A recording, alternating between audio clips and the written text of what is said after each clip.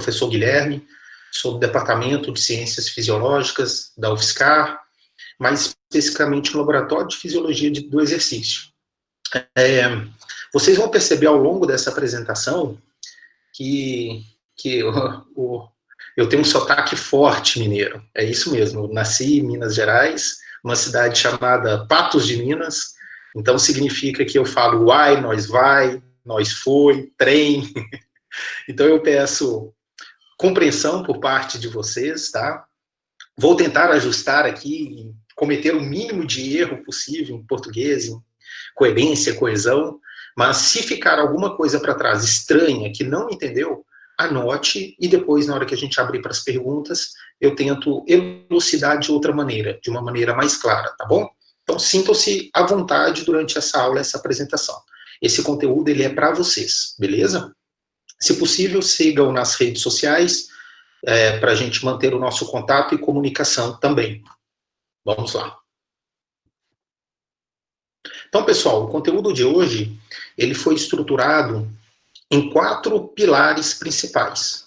Sendo o primeiro, nós vamos ver uma contextualização do problema, que nós vamos discorrer na aula, e um pouco de fundamentação teórica, de fisiologia da função imune, da resposta imune. Em seguida, a gente fala sobre a família do coronavírus, né? Uma variedade grande de vírus, e eles apresentam uma certa similaridade na patogênese e também na tempestade de citocinas. Nosso terceiro tópico, a gente foca exclusivamente na Covid-19 e na tempestade de citocinas. E nós vamos ver neste tópico as respostas, né, imune, tanto local, no pulmão, quanto a resposta imune sistêmica, o que favorece e caracteriza de maneira muito evidente a tempestade de citocinas e as suas manifestações clínicas. Por fim, nós vamos discutir um pouco sobre as consequências clínicas da Covid-19, especialmente nos pacientes que foram acometidos, né, com essa síndrome de tempestade de citocinas, e também as terapias potenciais, tá bom? Então são 4 tópicos, eu acredito que dentro de uma hora e pouco, tá bom? Então o foco de hoje do nosso estudo é discorrer sobre a patofisiologia da tempestade de citocinas na Covid-19. Mas antes disso, eu preciso dizer para vocês que tempestade de citocinas, essa secreção excessiva dessas moléculas pelo sistema imune, ela ocorre em outras doenças. Então, não é uma situação clínica exclusiva da Covid-19 em pacientes graves. Isso significa que a tempestade de citocinas ocorre em outras situações de doença, como, por exemplo, aqui representado, nessa situação, um quadro de sepse. Então, nós temos aqui diferentes fatores de infecção, como, por exemplo, uma bactéria, fungo, parasitas, ou até mesmo vírus e outros fatores, associados com uma resposta imune descontrolada e exacerbada, pode favorecer a morte, né, dos indivíduos de maneira muito precoce.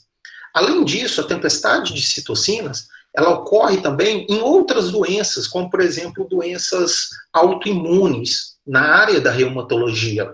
Uma dessas doenças é a artrite idiopática juvenil sistêmica, na qual, por vários fatores, incluindo predisposição genética, mas um quadro inflamatório ativo ambiental e com fatores de gatilho, ou seja, de disparo, podem acabar recrutando, ativando de maneira descontrolada vários subtipos de células imunes e favorecer a tempestade de citocinas e, consequentemente, desregular a resposta imune para esses indivíduos. Lembrando que aqui nós estamos falando de crianças e adolescentes.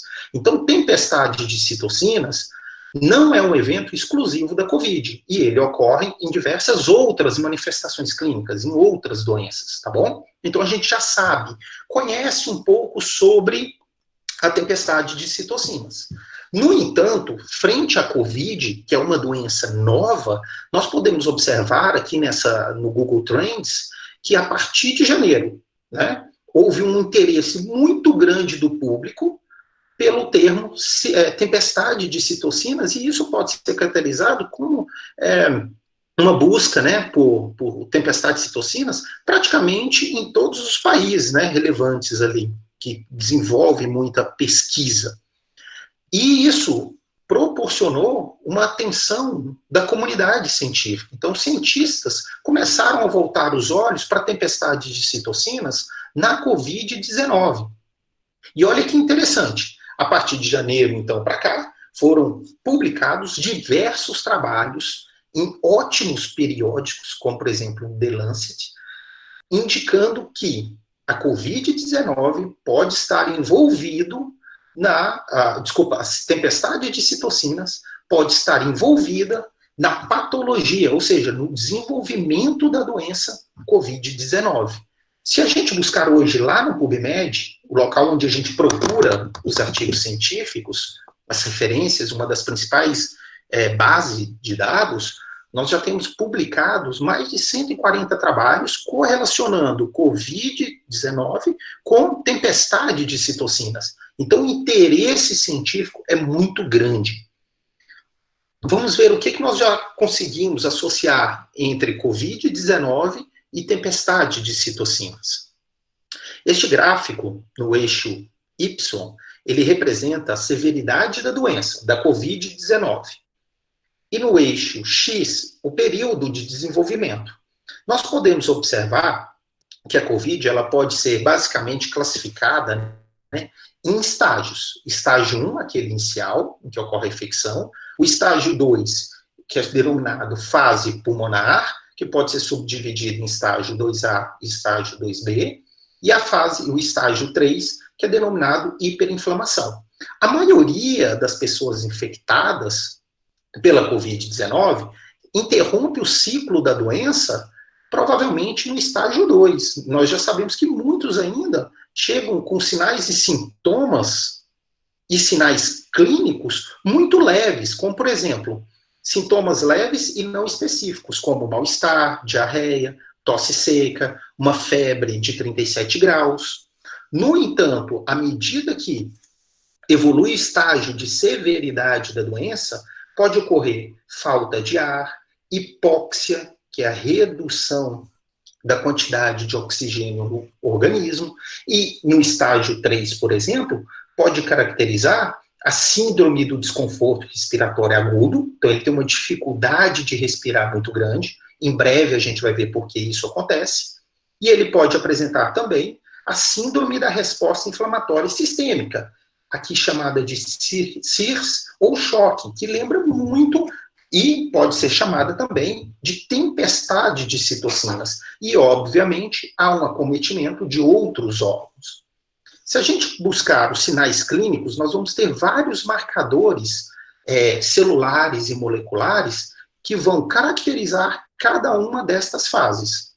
Na fase da hiperinflamação, como o próprio nome diz, os principais sinais clínicos são marcadores pró-inflamatórios elevados, como a proteína C reativa, a interleucina 6, e aqui não representada nessa imagem, nós poderíamos adicionar, por exemplo, o TNF-alfa, que é outra citocina, que tem um papel muito importante na inflamação. Na hora que a gente visualiza aqui na curva, nós podemos observar, então, que à medida que a doença torna-se mais severa e passa para o estágio 3, aumenta a fase da resposta inflamatória. Então, tudo indica que existe uma íntima associação e relação entre a resposta inflamatória e o agravamento, o aumento da severidade da Covid-19. Mas para a gente avançar nesse assunto e compreender, a gente precisa definir o que são as citocinas. Então, todo mundo dá uma parada aí, principalmente quem não faz nem ideia do que seja, e reflita. O que será que são citocinas, baseado no que nós já vimos? Citocinas, pessoal, é uma família muito extensa de moléculas, e elas são secretadas por diversas células. E, obviamente, elas vão regular, coordenar a resposta imune e várias outras funções dentro do organismo. Classicamente, elas podem ser organizadas, né, podem ser classificadas baseadas na sua estrutura ou na sua função. Aqui, para simplificar a nossa apresentação, eu dividi as citocinas em alguns grupos. O primeiro grupo de citocinas são chamadas de interleucinas. E estas interleucinas a gente precisa prestar bastante atenção nelas, porque eu vou falar diversas vezes sobre elas. Para humanos, já são descritos mais de 35 subtipos de citocinas. Então, elas são abreviadas pela sigla IL, o tracinho e o número correspondente. Por exemplo, interleucina 1, então interleucina 2, interleucina 3, 4, 5, 6, 10, inclusive até interleucina 35. O que nós já sabemos dessas interleucinas? Elas são citocinas muito importantes na regulação da resposta imune. E, normalmente, elas atuam entre as células imunes. Então, elas regulam o funcionamento das células imunes. Elas podem apresentar características pró- e anti-inflamatórias. Eu tenho 2 exemplos aqui. A interleucina 6, com forte característica pró-inflamatória, e a interleucina 10, com característica anti-inflamatória. Outra classe de citocinas são os fatores de necrose tumoral. Para humanos já são descritos mais de 19 subtipos. São produzidos por macrófagos, por linfócitos T, por diversas outras células imunes. Elas são citocinas potentes, são citocinas muito potentes em prol da pró-inflamação, tá? E elas realizam a ativação de linfócitos. Podemos citar como exemplo o TNF-alfa. Os interferons, ou interferão, ou interferons, né, dependendo da literatura que você utilizar e da regra de português, eles possuem 20 subtipos descritos, sendo os mais comuns, né, tipo 1, alfa e beta, do tipo 2, gama, e do tipo 3. De maneira geral, os interferons, eles impedem a replicação viral e a infecção das outras células do organismo pelo vírus. Ou seja, pessoal, são moléculas extremamente importantes na resposta contra vírus. Então, no caso da Covid-19, tá bom? Então, são são citocinas que nós precisamos prestar bastante atenção nas suas concentrações dentro do organismo e na sua função. Outra classe, o fator estimulador de colônias de granulócitos. Essa citocina, ela é responsável por modular a proliferação, a sobrevivência, a diferenciação de células, especialmente de neutrófilos, né, o mais importante dos granulócitos, lá na medula óssea. Há também a classe dos fatores de transformação de crescimento, sendo o mais importante o TGF-beta, que também estão envolvidos na proliferação, diferenciação e outras funções das células imunes. Aqui eu tenho uma classe que nós vamos precisar, que nós vamos falar bastante. São as quimiocinas. As quimiocinas são citocinas responsáveis por regular várias fases da inflamação, especialmente no início. Então, elas são citocinas de característica pró-inflamatórias. Elas possuem uma atividade, uma capacidade de recrutar e de ativar diversos subtipos de leucócitos, de células imunes. Então, são muito importantes. Além disso, vou esperar aparecer, as citocinas podem ser classificadas como adipocinas e miocinas. Adipocinas são as citocinas secretadas pelo tecido adiposo. Guilherme, você está me dizendo que o tecido adiposo é um órgão endócrino? Sim, pessoal. O tecido adiposo, especialmente o visceral, ele possui a capacidade de secretar diversas substâncias, que são chamadas de adipocinas. Miocinas são as citocinas que são secretadas pelos músculos esqueléticos, especialmente os músculos contráteis. Ou seja, durante o exercício físico, são secretadas citocinas, que nós chamamos de miocinas, que possuem diversos efeitos sobre a função imune. Então, pessoal, essas são as classes. Para a nossa aula de hoje, nós precisamos lembrar das interleucinas, dos interferons e das quimiocinas. São os mais importantes neste primeiro momento, tá bom? Então, seguindo. Para vocês terem terem uma ideia dessa quantidade de citocinas, elas já estão sendo organizadas como se fosse uma tabela periódica, tá? De citocinas humanas e das quimiocinas. Por exemplo, aqui eu tenho a grande família de interleucina 1, então diferentes isoformas muito parecidas. Aqui nós poderíamos destacar a presença do subtipo de TNF-alfa, e daqui para cá, por exemplo, ó, dessa marcação, dessa coluna 6 adiante, das 6 até a 122, aqui na vertical, são todas quimiocinas. Então, são muitas moléculas, muitas citocinas, que possuem diversas funções para a gente estudar hoje. É óbvio, então, nós vamos falar de maneira simplificada e de maneira superficial, tudo bem? Então, generalização,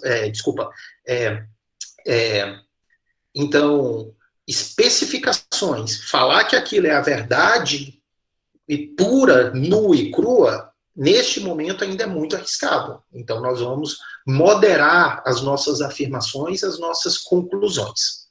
Sobre as quimiocinas, o que nós já sabemos? Nós sabemos que elas são importantes reguladores da inflamação e elas conseguem recrutar por meio da migração de vários subtipos de leucócitos, de células imunes. Então, aqui eu tenho um exemplo de um local de infecção bacteriana. Elas secretam substâncias, o endotélio libera uma série de quimiocinas que promove a quimiotaxia, ou seja, atraem células imunes, aqui representando para nós o neutrófilo. Esse neutrófilo inicia um processo que nós chamamos de diapedese, que envolve rolamento, adesão, migração, então ele atravessa, ele sai do vaso sanguíneo e vai em direção ao sítio da infecção, onde estão aquelas bactérias, e inicia o processo de fagocitose. E, entre aspas, elimina aquele sítio de infecção, assegurando uma adequada resposta imune. Grande parte desse processo de atração da célula imune para o local da infecção, ou seja, a célula imune sai da corrente sanguínea em direção ao tecido que está lesionado, infeccionado, ela ocorre graças à presença dos diferentes subtipos de quimiocinas. E aqui nessa figura, nós podemos observar, por exemplo, que a CCL2, que é uma quimiocina, ela possui uma atividade muito potente em um subtipo específico de célula. A CXCL1, por exemplo, em neutrófilos, monócitos, linfócitos, células dendríticas. Então, para cada subtipo de célula imune, as quimiocinas desempenham os papéis predominantes sobre cada uma delas. Apesar de eu ter já falado um pouco sobre os subtipos de leucócitos, eu gostaria que vocês escrevessem aí agora quais são as células imunes que você conhece. De cabeça, bate pronto. Coloca aí. Acessa, por favor, e adicione a sua resposta. Tente escrever a palavra correta no português para a gente ter repetição de resposta, tá bom?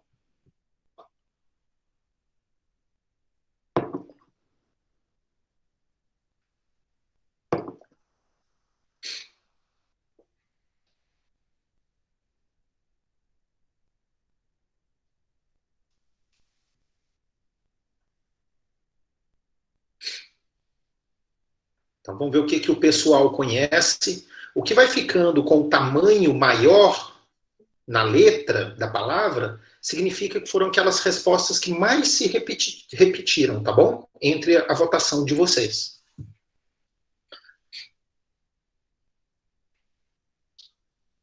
Linfócitos, macrófagos, neutrófilos, basófilos, maravilha. Estou vendo que algumas pessoas estão adicionando subtipos bem específicos de células imunes, como, por exemplo, os linfócitos TCD4, então bacana, linfócitos TCD8, está aqui representado. Tem gente que me adicionou, TNF é uma citocina, fator de necrose tumoral, e não uma célula, então vamos ficar atento. NF-kappa-beta é uma via de sinalização intracelular. Aqui, cadê? Nature Killer, as assassinas naturais, muito bom quem colocou isso. Mastócitos, eu acho que eu vi um mastócito aqui, cadê ele? Mastócito presente.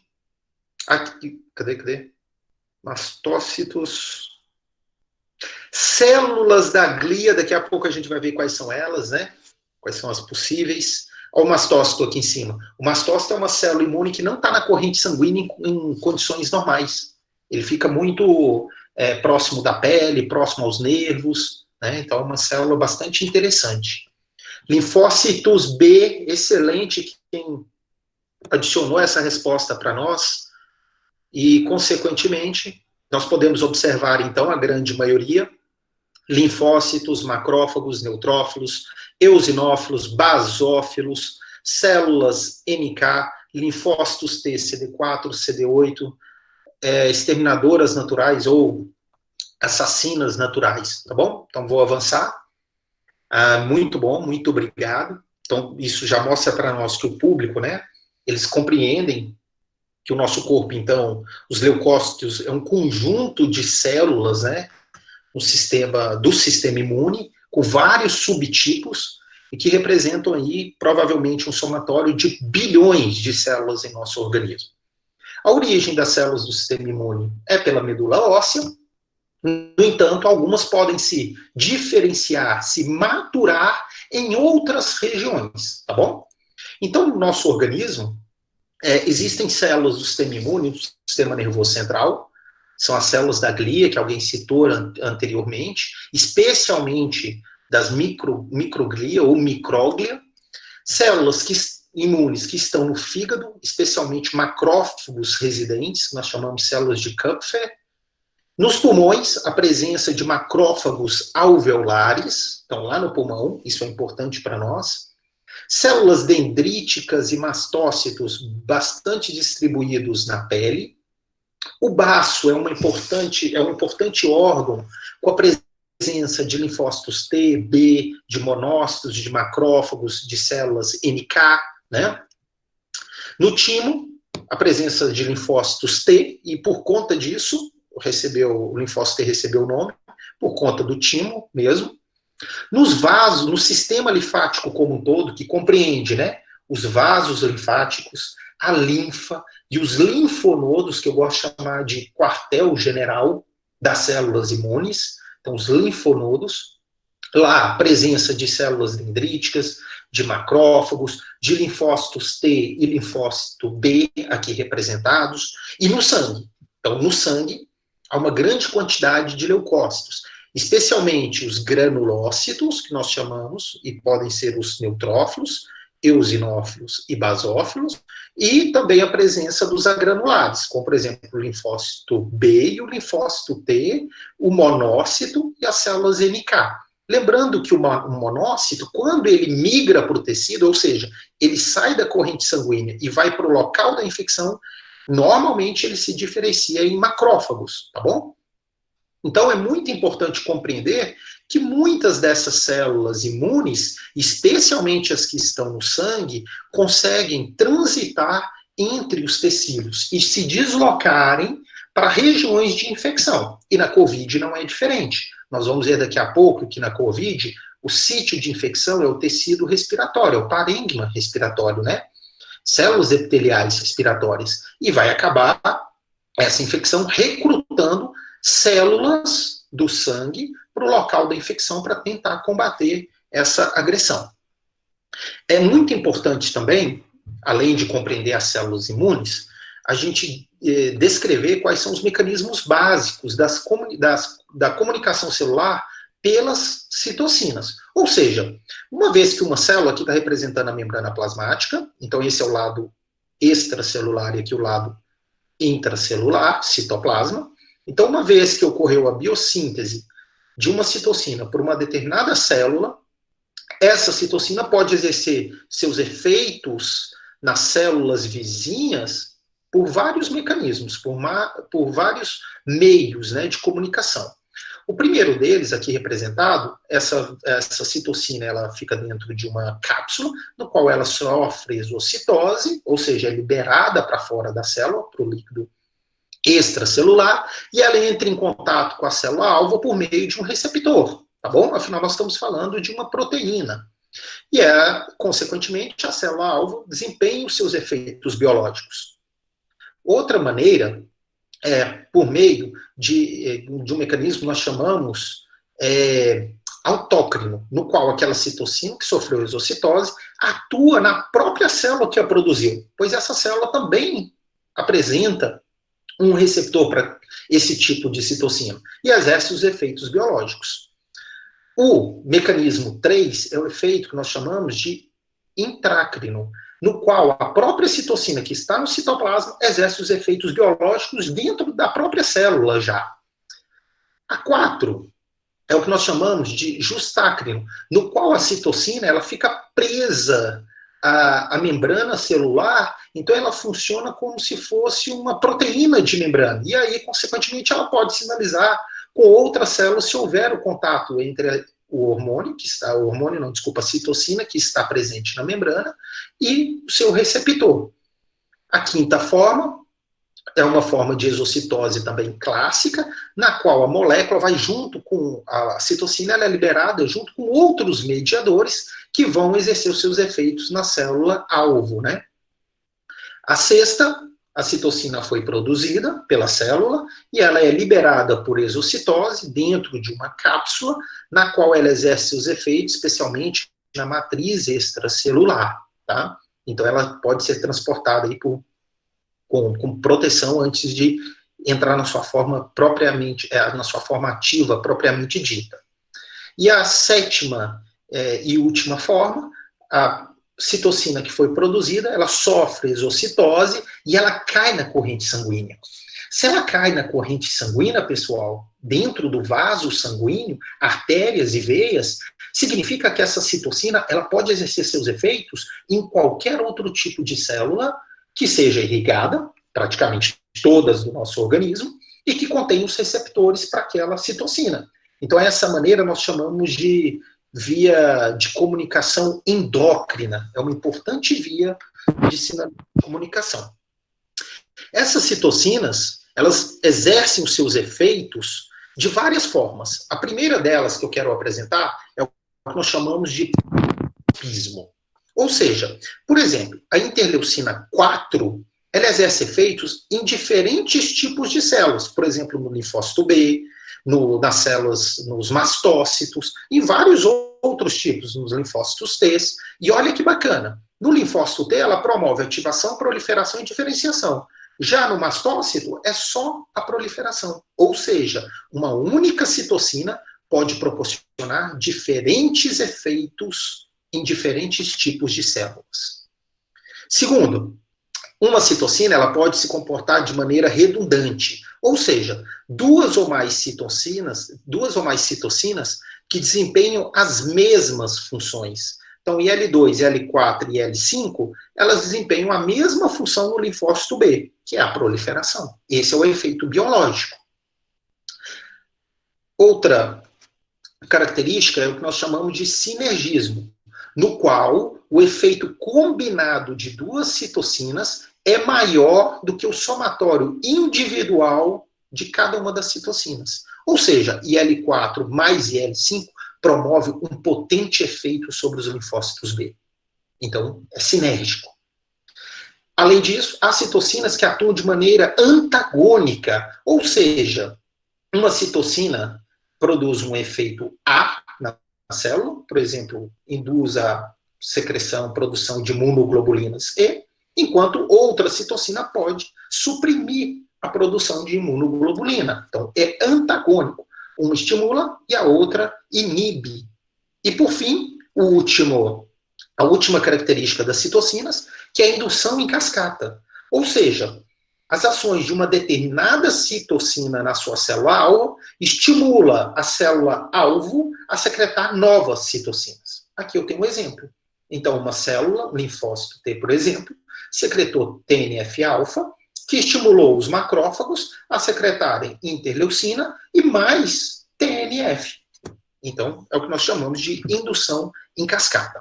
Isso é muito importante porque nós vamos ver daqui a pouco que na tempestade de citocinas, essas características de funcionamento, elas vão se somar, e muitas das vezes, ou se antagonizar, né? E as citocinas, de maneira bem geral aqui, elas podem ser classificadas em citocinas pró-inflamatórias ou citocinas anti-inflamatórias. Isso significa que IL-6, TNF-alfa, interleucina 1-beta, diversos subtipos de quimiocinas, como a 2, a 3, a 5, interleucina 12, 15, 18, 23, todas elas apresentam características de pró-inflamação. Ou seja, de aumentar a atividade, a função das células imunes. Perfeito?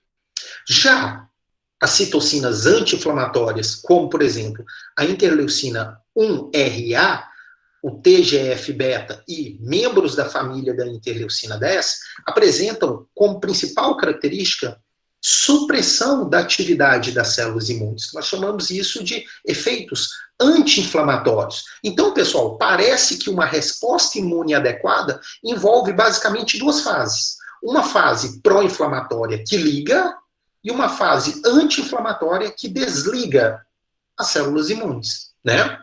Então, nós podemos observar que durante uma infecção é necessária uma resposta imune efetiva.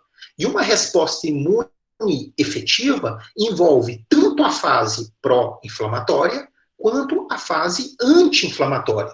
É como se fosse um liga e um desliga. Ou seja, eu tenho um agente agressor, um patógeno, eu preciso ativar as minhas células imunes para desempenhar o papel e eliminar esse invasor. Só porque em seguida, após essa ativação, essas células precisam retornar para o seu funcionamento basal. Então, eu preciso desligá-las, numa fase que nós chamamos principalmente de resposta anti-inflamatória. Vamos observar aqui nesse gráfico. Então, aqui o A marca o momento de uma infecção, e como nós podemos observar, no momento de uma infecção, ocorre o aumento da resposta pró-inflamação, da fase pró-inflamatória. Ao mesmo tempo que ocorre aumento da fase pró-inflamatória, há redução ou supressão das citocinas da fase anti-inflamatória. Isso potencializa ainda mais a resposta pró-inflamatória. Uma vez que o agressor foi eliminado, a resposta da a fase pró-inflamatória, ela pode iniciar o seu decréscimo, a sua redução, e retornando para os valores basais, pré-infecção. E, obviamente, a redução da fase pró-inflamatória é acompanhada pelo aumento da fase anti-inflamatória, caracterizando aqui, então, teoricamente, uma recuperação daquele organismo frente àquele desafio imunológico inicial, que nós caracterizamos como A. Isso significa, então, que por meio da ativação e inibição das células imunes, houve a eliminação daquele patógeno e, consequentemente, foi restabelecida a homeostase celular e sistêmica, ou seja, de todos os órgãos. No entanto, pessoal, olha que o que pode acontecer. No entanto, em algumas situações, pode ocorrer um aumento rápido e descontrolado da secreção de citocinas pró-inflamatórias, como, por exemplo, interleucina 6, TNF-alfa, interleucina 1-beta, de várias quimiocinas, da 12, enfim, de todas as citocinas pró-inflamatórias. E esse aumento rápido, nós já sabemos que ele aumenta muito o risco de morte precoce das pessoas que são acometidas por esse desarranjo e equilíbrio entre a resposta pró-inflamatória e anti-inflamatória. Em algumas situações, além do aumento abrupto e descontrolado, ele pode permanecer, essa fase pró-inflamatória, aumentada por vários dias, semanas, e, consequentemente, esse ambiente pró-inflamatório sistêmico e elevado por vários dias favorece, sem dúvida alguma, a falência múltipla de órgãos, como coração, como fígado, como, por exemplo, os rins. E, consequentemente, o risco de morte nesse cenário, ele está ainda mais aumentado, porque além de ter aquele fator inicial, que desencadeou a resposta imune, por exemplo, um patógeno, um vírus, ele ainda tem a chance de morrer pela falência múltipla de vários órgãos. Ao mesmo tempo que nós temos esse descompasso na fase pró-inflamatória, por incrível que pareça, também ocorre um desequilíbrio nas respostas, né, nas citocinas anti-inflamatórias. E algumas citocinas anti-inflamatórias, naquele cenário que eu tenho o pró muito aumentado, elas podem permanecer em níveis baixos, abaixo do valor inicial, abaixo do valor de normalidade. E uma fase anti-inflamatória não inibe a fase pró-inflamatória. Então, cria um ambiente que nós chamamos de imunossupressão. Ou seja, esse indivíduo ele fica com risco aumentado para qualquer outro tipo de infecção secundária. Então, obviamente, o risco de morte também está elevado. Na Covid-19, algo muito parecido a isso acontece, tá bom? Então, nós já sabemos que uma resposta efetiva seria uma resposta de ativação e desativação. Fase pró-inflamatória seguida de fase anti-inflamatória, tá bom? Então vamos ver como isso funciona na prática. Então aqui nós temos um vídeo que nós vamos visualizar a fase pró-inflamatória, anti-inflamatória, numa resposta celular contra um determinado patógeno. Vamos hipotetizar que seja um vírus, tá bom? É um vírus que vai infectar. Então, aqui nós temos um exemplo de uma célula, e aqui o patógeno, nesse caso o vírus, nós vamos denominar. A célula é um macrófago. O macrófago fagocita esse vírus, e durante a fagocitose, ele expressa na sua membrana fragmentos do vírus, de proteínas mesmo, tá? E ele apresenta esse fragmento para outros subtipos de células imunes, como, por exemplo, o linfócito T auxiliar, helper, linfócito T CD4. E essa comunicação entre essas células é por meio da secreção de citocinas. Então, já secretou interleucina 1, interleucina 2, e isso acaba ativando as outras células imunes. Essa ativação que nós estamos falando é a fase pró-inflamatória, é a fase inicial. Então tem que ativar as células imunes porque nós temos um invasor presente, tem um patógeno. Então linfócitos T citotóxicos, eles são ativados e linfócitos B também. Então uma célula que foi infectada por um vírus, uma célula normal, ela expressa também na membrana alguns fragmentos daquele vírus, ou até mesmo no meio extracelular. O linfócito T que foi ativado, pessoal, ele já reconhece, e o linfócito T citotóxico, o CD8, ele secreta citocinas, como por exemplo o TNF-alfa, que levam à morte da célula, à apoptose. Então ele mata aquela célula infectada, evitando a replicação viral, então controlando a doença. Já os linfócitos B, eles, após a ativação pelo linfócito TCD4, eles se diferenciam em plasmócitos. E esses plasmócitos, moçada, são fábricas de anticorpos. Então, eles vão produzir proteínas que marcam o vírus livre antes de ter infectado uma célula. Um vírus marcado pelo anticorpo, ele pode ser fagocitado pelo macrófago de maneira muito mais eficiente, muito mais rápida. Como se não bastasse, o linfócito B ainda se diferencia e se matura em células de memória. E essas células de memória, elas podem viver por décadas, tá? Então elas vivem por anos e elas contêm na sua membrana o anticorpo específico para aquele patógeno, para aquele invasor. Isso significa que, caso o indivíduo seja contaminado novamente por um mesmo tipo de vírus, segundo a resposta frente a esse desafio novo, repetido, ela vai ser muito mais rápida e muito mais forte. Algumas das vezes não dá nem tempo de desenvolver os sinais e sintomas da doença. Essa é uma resposta normal, é a resposta imune que a gente espera que ocorra na maioria das pessoas que vão ser infectadas pela Covid-19. Tá? Então, é uma resposta que nós chamamos da imunidade inata, é uma ativação rápida e inespecífica. Então, ela ataca todas aquelas células que foram infectadas. Ao mesmo tempo, é ativada também a resposta imune adaptativa ou adquirida, na qual é uma resposta imune especializada. Ela é um pouco mais lenta, porque ela vai gerar memória, ela vai produzir um anticorpo. Então, isso demanda um pouco mais de tempo. Guilherme, que tanto de tempo? Alguns dias, tá?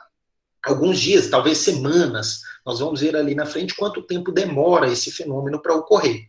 Então, essa resposta normal envolve as fases pró de ativação e as fases anti-inflamatórias, que é a desativação daquelas células que foram ativadas. Então, pessoal, numa infecção viral, a resposta imune adequada, igual nós vimos no vídeo, ela é essencial para controlar a infecção das outras células, para eliminar as células que foram infectadas, reduzindo a replicação e maturação viral, e além disso, por memorizar aquele patógeno, caso ocorra uma segunda infecção, um segundo contato. No entanto, quando ocorre a tempestade de citocinas, nos casos graves da Covid-19, lembrando, só nos casos graves é que a gente tem evidências da presença da tempestade de citocinas, essa resposta imune, ela é desregulada e ela é excessiva. Então, ela é muito além do que é o necessário. E localmente, essa resposta imune excessiva, descontrolada, ela vai destruir, por exemplo, o parênquima pulmonar, o tecido pulmonar, e, consequentemente, vai levar à falência respiratória. Então, o cara vai ter falta de ar, é um sinais e sintomas extremamente esperados.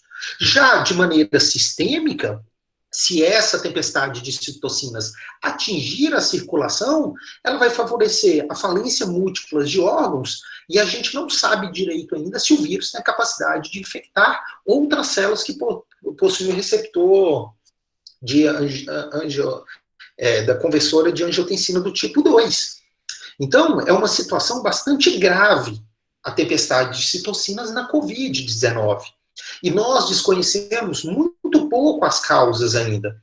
E compreendemos também, né, de maneira bem superficial, os mecanismos fisiológicos envolvidos.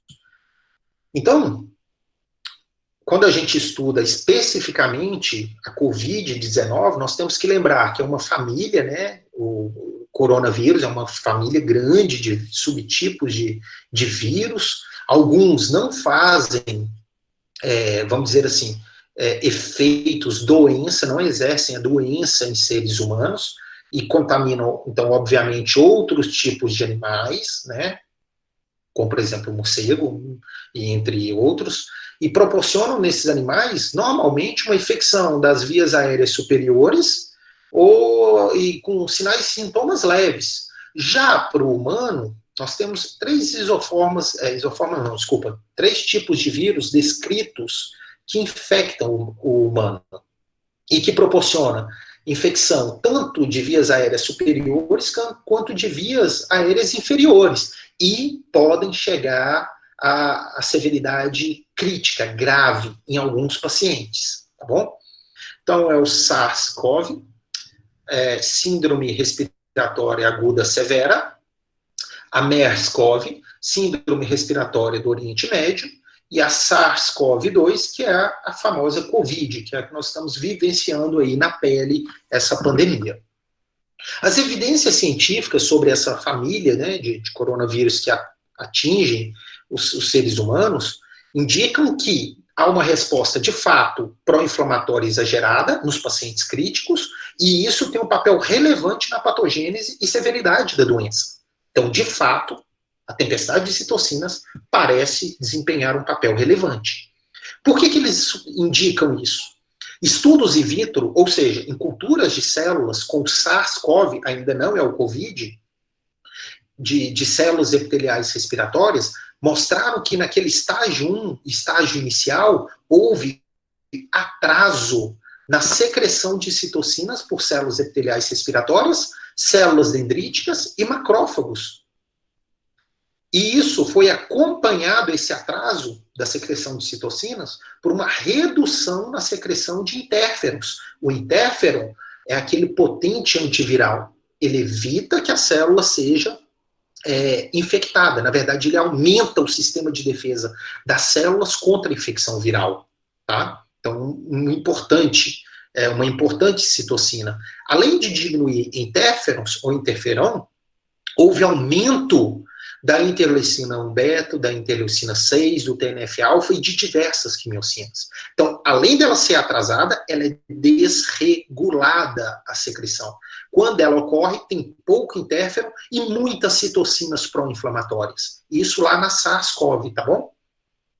Adicionado a isso, em estudos com o vírus MERS-CoV, também em células epiteliais respiratórias, foi observada secreção atrasada em níveis de concentração, né, séricas, muito altas de citocinas pró-inflamatórias e quimiocinas. No entanto, pessoal da graduação, pessoal da pós, enfim, todos os nossos ouvintes, todos os estudos que apresentam confirmações in vitro precisam ser reproduzidos e verificados as eficácias em outros modelos. Então, nós vamos partindo para outros modelos de animais, de outros mamíferos, outras espécies, não necessariamente só mamíferos, e em prol de compreender melhor o fenômeno fisiológico, a fisiopatologia, e de preferência testar em humanos.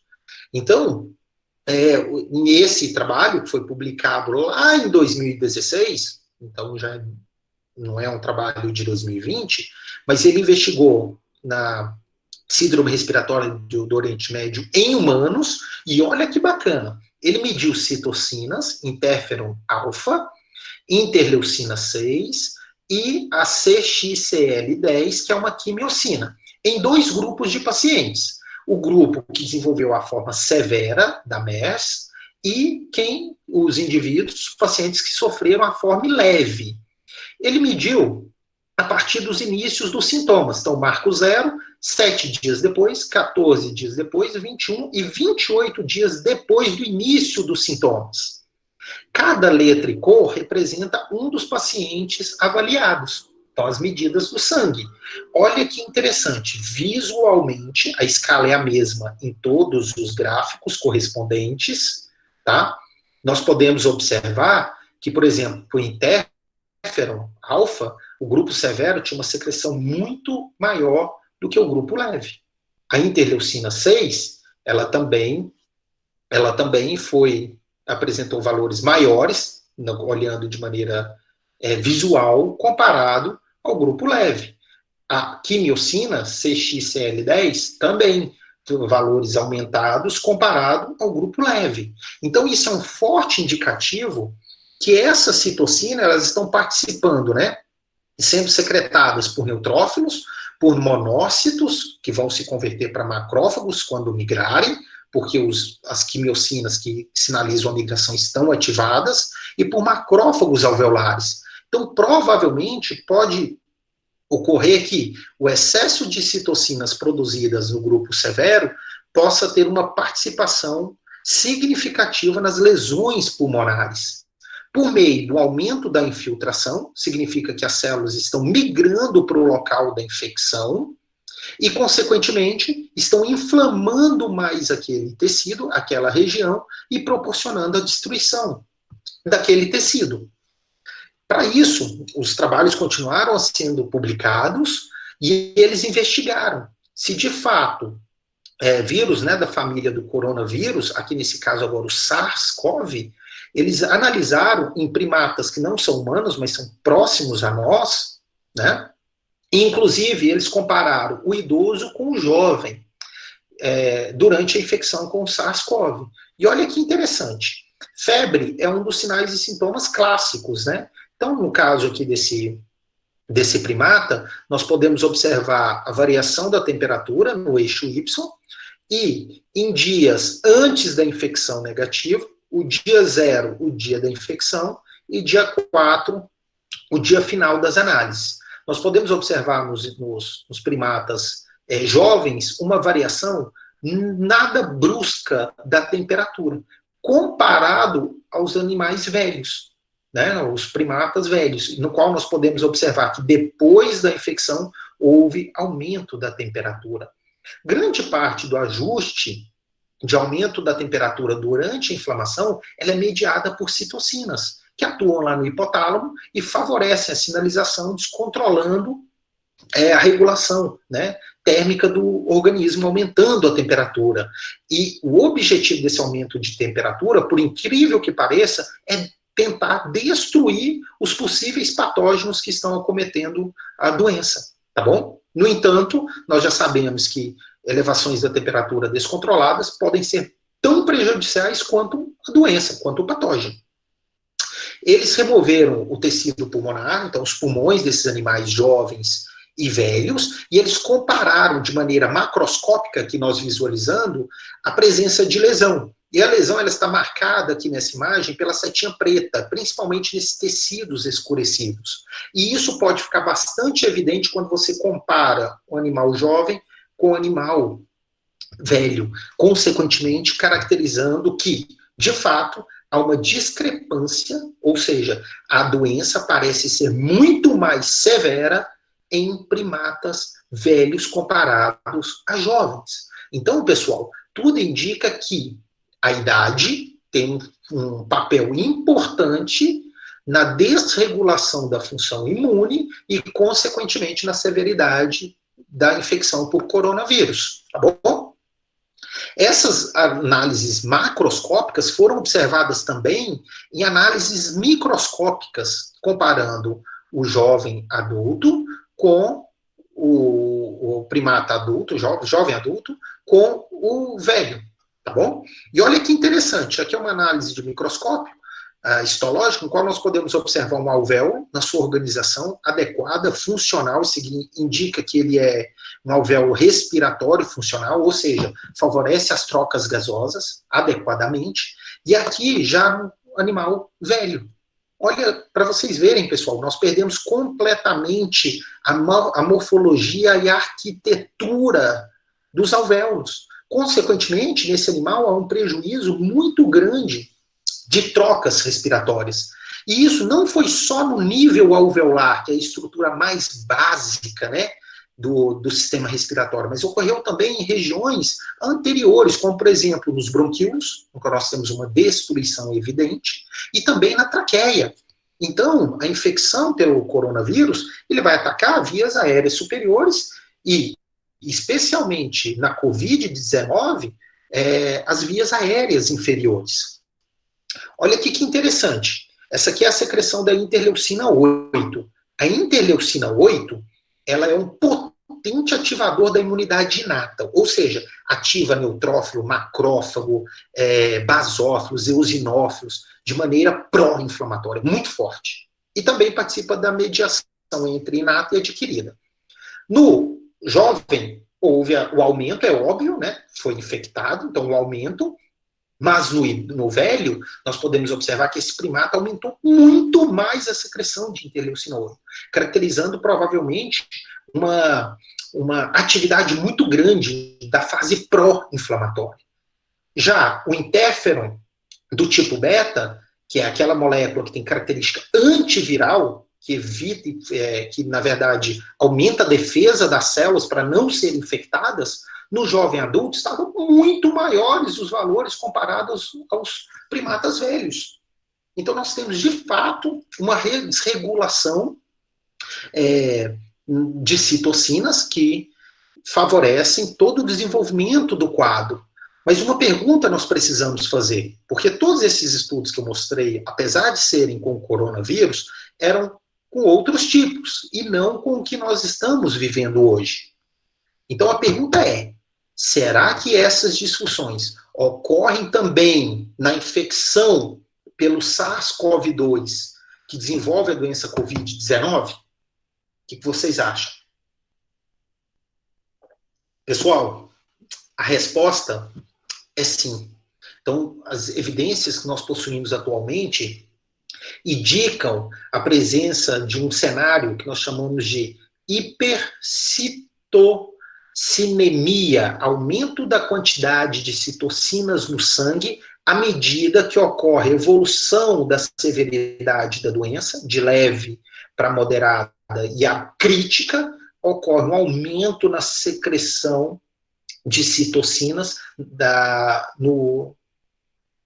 citocinas séricas, ou seja, de citocinas no sangue, como, por exemplo, alterações na secreção de interferon gama, de TNF-alfa, interleucina 6 e interleucina 1 beta.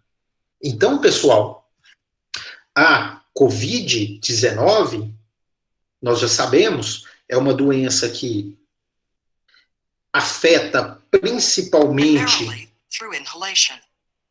Once infected, most people experience mild symptoms, Vamos including ouvir sore aqui throat, o vídeo. headache, fever, a dry cough, shortness of breath, and fatigue.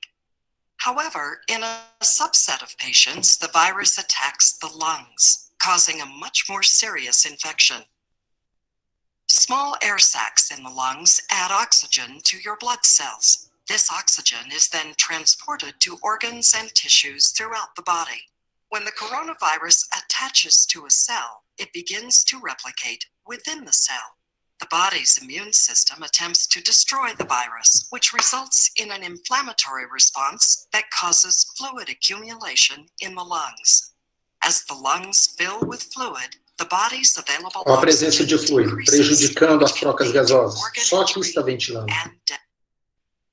Então, como o foco não é a infecção, nós vimos então que uma vez infectado lá nos alvéolos, né, pelo SARS-CoV-2, a gente já sabe que ele apresenta uma similaridade genética muito grande, né, com o SARS-CoV inicial, de 79% aproximadamente. Esse percentual ele varia constantemente, né, o pessoal cada vez mais estudando e aumentando a precisão das análises, e também com outros tipos de vírus, de corona, que atuam em outros animais. Esse aqui é o do morcego, tá bom? Então apresenta uma similaridade muito grande. A transmissão dele é por vias aéreas até o presente momento, mas alguns pesquisadores acreditam que ela possa ocorrer também de maneira oral e até mesmo fecal, mas ainda em aberto, tá bom? A incubação, depois que ele infectou, ela dura, em média, de 4 a 5 dias, antes dos sinais e sintomas, que vão ocorrer ali, provavelmente, 12 dias. O pico de carga viral ocorre de 5 a 6 dias no início dos sintomas, e na SARS-CoV isso era em 10, então a carga viral é muito maior e precoce no SARS-CoV-2. Isso favorece a sua disseminação, né, a sua infecção por outras, a propagação do vírus entre as pessoas. Nos casos críticos e severos, aqueles que vão desenvolver síndrome de respiratória aguda, normalmente isso ocorre de 8 a 9 dias, em média, tá? Após o início dos sintomas. Isso mostra para nós que o indivíduo sai daquela situação em que ele foi contaminado e rapidamente ele evolui para a fase crítica. E já está ali com risco de morte, né? Quando a gente olha a patogênese, o passo 1 é a infecção e o vírus, né? Então ele precisa entrar em contato com as vias aéreas, então aqui a via aérea o alvéolo, o espaço alveolar, onde o ar está presente. Aqui a célula epitelial, né, dos alvéolos, lembrando pneumócitos tipo 1 e pneumócitos do tipo 2. Então o vírus, né, uma vez que ele infecta a célula, ele inicia, né, o sequestramento de toda a maquinaria celular e inicia a replicação viral, não só das fitas, né, das tiras de RNA, mas também das proteínas envolvidas e, consequentemente, cria-se, né, novos vírus que vão ser liberados aí na casa de milhares, milhões ao dia, né? Então, depois dessa replicação e maturação e liberação de vírus, as células, por serem muito estressadas, elas passam por um processo que é chamado de piroptose, que é uma apoptose precoce e muito pró-inflamatória. Então, elas liberam uma série de mediadores, essa célula epitelial, de mediadores pró-inflamatórios. E como ela entra em apoptose, rompe, essa célula morre e secreta várias citocinas para o meio extracelular. Isso é reconhecido por macrófagos alveolares, macrófagos que estão ali no tecido pulmonar. Afinal, é uma região de contato com o meio externo. Então, tem que ter célula imune, entre aspas, vigiando, patrulhando essa região. O macrófago, que reconhece essa situação de inflamação, é ativado e secreta ainda mais citocinas pró-inflamatórias. E, consequentemente, isso gera um ciclo vicioso, no qual aquela célula infectada que está entrando em piroptose, morte celular, com liberação de vários mediadores inflamatórios, associado à ativação de macrófagos que também foram ativados, eles vão secretar grandes quantidades de interleucina 6, de MCP1, IP10, de MIP1 beta, de MIP1 alfa. Aqui são todas substâncias, citocinas, que são de característica pró-inflamatória. Essas citocinas lá no tecido, no parênquima pulmonar, estimula, né, por meio de quimiotaxia, o recrutamento de novas células imunes do sangue, que estavam passando ali pelo endotélio, né, do endotélio respiratório. Então, são recrutados monócitos, linfócitos T, novos macrófagos, e essas células, quando se deparam com esse cenário de células em piroptose, várias, diversas moléculas pró-inflamatórias presentes, elas vão produzir ainda mais citocinas pró-inflamatórias. E isso cria um feedback, um ciclo, né, uma alça de feedback positivo, que pode ser descontrolada, desregulada em algumas das vezes. Tá bom? Olha que interessante. Numa resposta imune normal, ou seja, no cara saudável, aquilo que eu acabei de dizer anteriormente, ela ocorre de maneira controlada.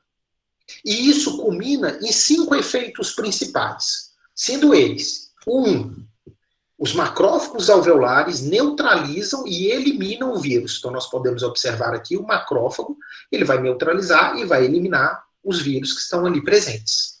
2, os macrófagos alveolares vão reconhecer as células que estão em pirocitose, em apoptose, e vão eliminar elas, limitando aquela secreção excessiva de mediadores pró-inflamatórios. Em terceiro, os linfócitos T, CD4, auxiliares que foram recrutados para o local, eles migram de volta e ativam linfócitos B. Consequentemente, integram a resposta imune da imunidade inata com a imunidade adquirida, favorecendo a produção de anticorpos futuramente. Só que isso demora um tempo, não é da noite para o dia, tá? Ao mesmo tempo, os linfócitos T do tipo CD8, que são citotóxicos, vão reconhecer essas células que estão infectadas e vão eliminá-las por meio da secreção de citocinas, como, por exemplo, o TNF-alfa. Isso localmente, no pulmão, tá? E, por fim, já que a imunidade inata com a adquirida foi ativada e adequadamente sinalizada, vão ser secretados anticorpos que vão se ligar e neutralizar os vírus, evitando que ele infecte novas células. Então, pessoal, aqui eu tenho uma resposta imune saudável. Isso significa que a inflamação ela foi controlada. Ela proporcionou uma pequena ou mínima lesão pulmonar. Foi produzido um anticorpo que vai servir de memória. E isso caracteriza a sobrevivência daquele paciente, daquele indivíduo que foi contaminado. Isso é o que a gente espera que ocorra lá nos pulmões, pessoas que vão ser infectadas pelo SARS-CoV-2 e vão desenvolver a COVID. A inflamação, ela envolve uma fase pró-inflamatória e uma fase anti-inflamatória. Então, é normal inflamar. O que é anormal é excessos e exacerbações dessas fases, tá? Uma pergunta que recentemente caiu na mídia foi se, de fato, pessoas que entram em contato com o SARS-CoV-2 e desenvolvem a COVID, se eles produzem anticorpos.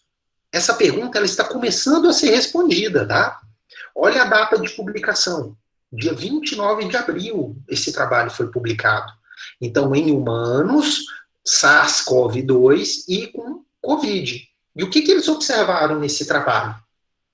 Que depois do início dos sintomas, até aproximadamente ali 23 dias de análise, então 2 até 23 dias depois do início dos sintomas, houve um aumento da presença de anticorpos aqui representados pela imunoglobulina G, e a imunoglobulina M, aqui representado em azul, desculpa, a M, em vermelho, a imunoglobulina G. Em laranja, o somatório entre elas. E olha que interessante, esse foi um bom estudo, a gente gosta dele, apesar de ter algumas limitações, como qualquer outro. Foi um N de 280 pacientes, e eles apresentaram a presença da imunoglobulina G em 100% dos pacientes 19 dias após o início dos sintomas. Então, 100% dos pacientes tinha lá indicando a soroconversão adequada, né? Tanto para a imunoglobulina G, quanto para a imunoglobulina M. E olha que bacana. Essa soroconversão, então a produção do anticorpo e aumento da concentração dele no sangue, ela ocorreu de maneira simultânea e sequencialmente. Ou seja, tem indivíduo que primeiro produz imunoglobulina G e tem outro que produz imunoglobulina M. E tem gente que produz os dois em conjunto. Então não existe uma ordem definida, ela é muito dependente da função imune do indivíduo, tá? O que é bacana, tanto a imunoglobulina G quanto a M atingiram o pico próximo a 6 dias depois da soroconversão. Então, depois de 6 dias de soroconversão aproximadamente, elas já estavam na concentração máxima ali presente. É óbvio que um estudo só não indica uma verdade absoluta, mas outros trabalhos que já foram publicados falam praticamente a mesma língua. Mas lembrando, ter a presença do anticorpo não necessariamente significa 100% de imunidade. Então a gente teria que estudar outro dia, um outro momento, os fatores que caracterizam a soroproteção efetiva, tá bom? Então vou deixar por aqui. Agora, voltando, né? Então o indivíduo, uma vez que ele é infectado lá a nível alveolar, ele tem uma resposta imune normal, funcional e que desempenha os seus efeitos benéficos. No entanto, em uma pequena parcela de pacientes, especialmente os que se tornam críticos, há uma excessiva infiltração de monócitos, de macrófagos e de linfócitos T não específicos. Essa excessiva infiltração, ela favorece o aumento exacerbado e descontrolado de citocinas por estas células e pelas outras que já estavam ali presentes. Então, isso gera uma tempestade de citocinas localmente. Citocinas em excesso localmente significam que elas vão exercer aquela situação, aquele quadro de pró-inflamação, porque a maioria delas são pró-inflamatórias neste momento. E isso vai acarretar a destruição de células infectadas, de células não infectadas e, consequentemente, uma perda de função pulmonar muito grande, tá? Além disso, como são recrutados linfócitos T não específicos, por incrível que pareça, são produzidos anticorpos que não neutralizam o vírus. Ou seja, eles não se ligam adequadamente no vírus. E isso cria uma situação que nós chamamos de aprimoramento dependente de anticorpos. Então, o organismo acha que está produzindo um anticorpo específico para aquele invasor, mas o anticorpo não está funcionando adequadamente. Então, pessoal, olha o que acontece no pulmão. Então, no pulmão, nesses casos de excessiva infiltração de células imunes e de resposta pró-inflamatória, há um aumento severo de lesões pulmonares, e isso chega ao ponto de prejudicar a ventilação. Então, eles relatam falta de ar. A alteração das trocas gasosas, então altera a pressão parcial de O2, né, entre o alvéolo e o capilar pulmonar, e isso prejudica completamente a quantidade de oxigênio no sangue, a saturação de O2 que vai ser levada para os outros órgãos. Nos indivíduos que morreram, os casos fatais, 70% deles apresentavam lesões, aumento de lesões pulmonares. Esse quadro de resposta imune disfuncional no tecido pulmonar aumenta o risco de infecções secundárias. Isso significa que, além do vírus, ainda pode vir em conjunto como a função imune está descontrolada, uma pneumonia bacteriana, uma pneumonia fúngica, enfim, outras complicações. E mais, como se não bastasse essa tempestade de citocinas local, parece que ela vai para o sistema, ela se torna sistêmica. E aí nós temos um quadro que nós chamamos de sepse viral, com uma disfunção e falência múltiplas dos órgãos em 28% daqueles pacientes que chegaram em estágios críticos lá nos hospitais. Então é uma situação que era para ser normal de resposta imune, assim dizendo, saudável, e que ela se torna disfuncional localmente e evolui para uma disfunção sistêmica. Já estou quase acabando, tá? Então aqui nós temos o exemplo de uma infecção leve e de uma infecção severa, então dividindo esse slide em duas partes. Na infecção leve, nós podemos observar que as células que estão ali presentes, os macrófagos pulmonares residentes, junto com os linfócitos T efetores, eficientes, desempenham uma adequada resposta da função imune, sinalizam para as outras células que migram para o local e integram a resposta da imunidade inata e adquirida e resolve a doença localmente, com mínima lesão pulmonar. Algumas vezes até assintomático, né? No entanto, em alguns poucos casos, na forma severa, crítica de infecção, parece que há uma desregulação da resposta imune local, com um recrutamento de células imunes não efetivos, como, por exemplo, linfócitos T não efetivos, excessos de monócitos que vão se diferenciar em macrófagos e neutrófilos, e essas células ali presentes, elas produzem muitas citocinas.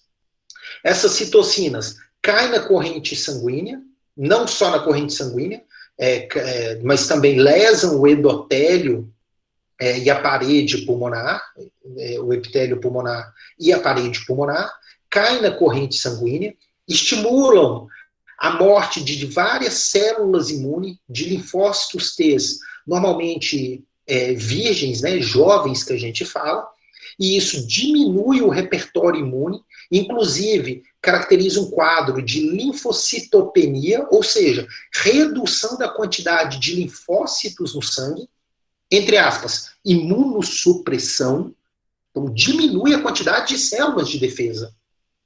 Associado com diversas alterações na cascata de coagulação, por exemplo, ocorre uma superativação de plaquetas, excesso da deposição de fibrina, e, consequentemente, muitos autores classificam a COVID como uma doença no estágio severo, como uma doença de alterações hematológicas, né, de fatores de coagulação, mas, ao mesmo tempo, o endotélio vascular, ele também está sendo acometido porque a secreção de citocinas é tão grande que acaba ativando e promovendo o que nós chamamos de vasoconstrição, redução da luz dos vasos, e, consequentemente, redução da luz do vaso diminui a oferta de sangue para os tecidos adjacentes. E lembrando, nessa situação, a pressão parcial de O2, ou seja, saturação e a saturação de O2 no sangue, estão reduzidas. Isso significa que vários órgãos, como, por exemplo, coração, rins, fígado, podem sofrer isquemias, consequentemente, levar à falência desses órgãos. Então, pode ocorrer, por exemplo, um infarto agudo do miocárdio, uma insuficiência renal, uma insuficiência hepática nos casos mais severos. Isso aumenta muito a chance do indivíduo morrer pela infecção pelo vírus e em decorrência de uma resposta imune exagerada e descontrolada. Tá? Então, pessoal, tudo indica que a manifestação clínica grave da COVID, ela pode ser devido à infecção viral, juntamente com a incapacidade de resposta imune efetiva do organismo. Então, são os dois fatores atuando ao mesmo momento. E, obviamente, que os indivíduos que sobrevivem a uma situação como essa, de tempestade de citocinas, ou seja, de manifestação grave da COVID, eles vão ter diversas consequências clínicas, né? Dentre elas, posso destacar algumas aqui, como, por exemplo, consequências da intubação e da ventilação mecânica. Quem é da área da fisioterapia vai trabalhar muito dentro da UTI e vai ver que desentubar um paciente não é algo simples, tá? Então, realizar o desmame é algo complexo, tá? Alterações psicológicas, né, traumas, alterações comportamentais, entre outras. Lesões pulmonares, uma vez que o epitélio pulmonar foi destruído e ele vai ser reposto, né, substituído por fibrose, né, por colágeno desalinhado. Então há uma perda severa de capacidade e volume pulmonar, caracterizado por falta de ar. Há a presença também, em muitos pacientes, de insuficiência renal. Inclusive, isso está sendo um hot topic, ou seja, o pessoal está estudando muito por que a COVID pode culminar num quadro de insuficiência renal nos indivíduos que sobrevivem. Para vocês terem uma ideia, a gente suspeita da possibilidade do vírus chegar lá, infectar a célula renal e induzir a pirocitose daquelas células, tá? Alterações cardiovasculares e hematológicas, como eu disse, por exemplo, alterações na sinalização de plaquetas, entre outras. Lesões hepáticas, isso já é bastante comum, então vários marcadores aí de prova e função hepáticas estão alterados nesses indivíduos com a COVID-19. Distúrbios de coagulação, e agora nós já estamos começando a caracterizar lesões cerebrais, como, por exemplo, alteração de cognição, olfato, entre outras. Então, pessoal, quem sobrevive numa manifestação grave da COVID vai ter muitas complicações daqui para frente, provavelmente, tá? Que nós, profissionais da saúde, vamos ter que desenvolver terapias, tratamentos para atender da melhor forma possível esses pacientes sobreviventes. Acho que é o último ou penúltimo slide, tá? Acabando. Dentre as terapias potenciais, nós temos várias, né? Várias opções de combater essa situação, tanto nível pulmonar quanto nível sistêmico. A primeira delas, e a mais eficiente, é o desenvolvimento de uma vacina que vai prevenir nós da infecção, né? Vai estimular a imunidade inata adquirida e produzir um anticorpo específico. Uma segunda via de tratamento, bem direta ao COVID, são os medicamentos. E aí nós podemos pensar em várias classes diferentes de medicamentos. Tem aqueles medicamentos que inibem a fusão, ou seja, não deixam o vírus se acoplar e infectar as células epiteliais respiratórias. Há medicamentos que atuam diretamente na inibição da replicação e maturação viral. Tem medicamentos que são imunomoduladores. Se de fato ocorre uma tempestade de citocinas, talvez frear, então, a secreção de uma ou mais dessas citocinas possa ser algo bastante relevante, como, por exemplo, reduzir a secreção, inibir, por meio de bloqueadores de TNF, a secreção dele, né? Então, pode ser algo bastante positivo. E, obviamente, nós temos diversos outros tratamentos, outras terapias em andamento, em testes, no qual eu não vejo a hora da gente encontrar as que são, de fato, relevantes, com bons desfechos e com um nível de evidência científica forte para a gente tratar as pessoas infectadas, tá bom? Então, para fechar nossa aula de hoje, o que nós vamos levar para casa, tá? Essa é a principal mensagem. Então, espero que vocês tenham chegado no início da aula com uma expectativa, que ela tenha sido atendida e que este seja o seu entendimento frente à nossa discussão aqui hoje. Evidências científicas sugerem que um subgrupo de pacientes graves com a COVID-19 apresentam hipercitocinemia, desencadeando uma resposta hiperinflamatória, provavelmente a responsável pela grave disfunção pulmonar e sistêmica. A fase inicial parece ser causada por citocinas secretadas por macrófagos alveolares, seguida de excessiva infiltração de monócitos, macrófagos e linfócitos T, que produzem ainda mais citocinas pró-inflamatórias. Na fase tardia e sistêmica, A hipercitocinemia promove linfopenia, diversas alterações endoteliais sobre a cascata de coagulação, entre outras, que favorecem a falência múltipla dos órgãos, como, por exemplo, coração, rins e fígado.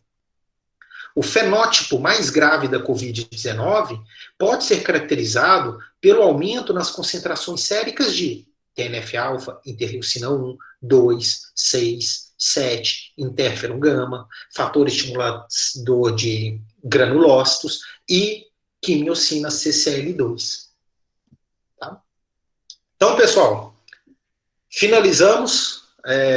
Quem tiver o interesse em acessar os slides, está aqui o QR Code e os artigos. Eles são todos de origem livre, então vocês podem baixar, eu posso distribuir para vocês. Basta acessar e fazer o seu download, tá bom? Agradeço a oportunidade, quero agradecer ao Gerson pelo convite, pela confiança, à Universidade Federal de São Carlos, quem tem nos dado todo o apoio, a gente está aqui hoje à noite estudando um pouco mais, tá bom? Eu fico lá no Laboratório de Fisiologia do Exercício, no Departamento de Ciências Fisiológicas. Sintam-se à vontade para ir lá, para a gente bater um papo, discutir um pouco mais sobre fisiologia do sistema imune, exercício físico, que é uma área que eu gosto bastante, tá bom? Sigam nas redes sociais, muito obrigado, uma boa noite a todos. Bom, eu agradeço o professor Guilherme, né, pela brilhante aula, né, muito boa, bastante esclarecedora, tá? E então agora nós vamos abrir para